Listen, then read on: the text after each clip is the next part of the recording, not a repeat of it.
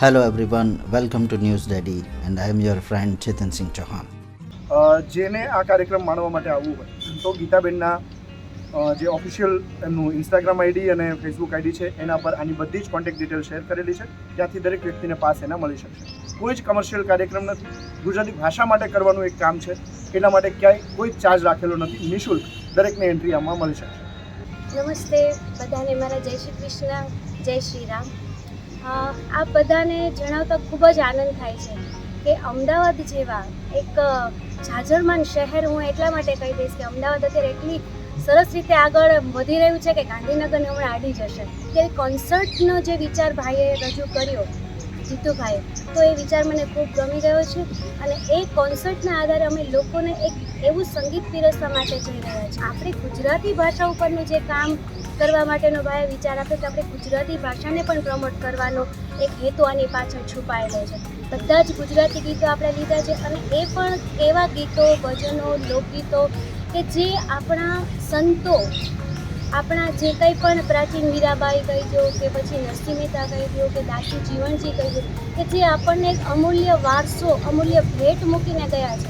આપણે 20 જાન્યુઆરી એટલે હમણાં જ નજીકના દિવસોમાં જ છે અને દિનેશ હોલ નવરંગપુરામાં આપણે કરવા જઈ રહ્યા છીએ. નમસ્કાર, મારું નામ જીતેન્દ્ર બાંધણિયા છે.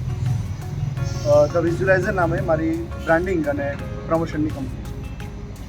ગુજરાતી ભાષા માટે જુદી જુદી ઇવેન્ટ્સ અમારી કંપની ઘણી વખત પ્લાન કરતી હોય છે.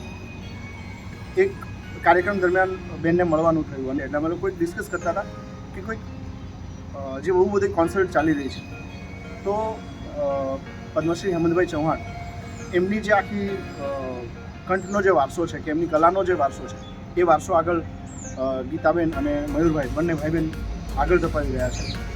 એ જ બાબતે અમારા લોકોની ચર્ચા થતી હતી. ત્યારે અમે એવું વિચાર્યું કે એમને ગમતા જે કેટલાક ગીતો એવા છે કે જે ગીતો બહુ જ પોપ્યુલર છે, જો એ ગીતને એક નવા અંદાજમાં લોકોની સામે મૂકવામાં આવે તો બહુ સારી એક લોકોને આપણે સંગીતમય ભેટ આપી શકીએ. એટલે એ એંગલથી અમે લોકોએ Geeta Chauhan live in concert 20મી જાન્યુઆરીએ દિનેશ હોલમાં પ્લાન કર્યો છે. ઘણા બધા ગીતો જે તમને સાંભળવા કાયમ ગમ્યા છે ને એ ગીતને એક જુદી રીતે મૂકવાનો બેન પ્રયાસ છે. આ આખો કાર્યક્રમ છે, એમાં સૂરનો ઉઘાડ ગીતાબેન આપવાના છે, એમ શબ્દનો ઉઘાડ કવિશ્રી અંકિત ત્રિવેદી આપવાના છે. એટલે ફોર્મેટ એવું રાખ્યું છે કે જે ગીતો, જે પદ, જે ભજન એ તમે સાંભળવાના છો, પહેલાં એની થોડી સમજ, કારણ કે એના શબ્દોમાં જે જાદુ છે, એના શબ્દોમાં જે ઊંડાણ છે, એ જો સમજીને પછી આપણે જો એ વસ્તુને માણીએ તો એની મજા આખી બદલાઈ જતી હોય છે. એટલે એમાં શબ્દોનો જાદુ છે એ કવિશ્રી અંકિત ત્રિવેદીનો હશે અને પછી બેનનું ગીત આપણે માણવાના છે. એટલે આ ફોર્મેટ પણ બહુ મજાનું છે, તમને મજા પડી જશે.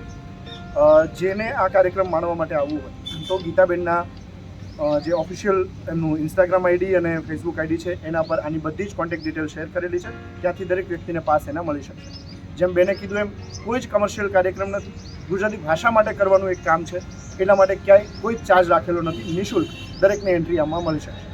If you have liked this video, then please like, share and subscribe to our channel.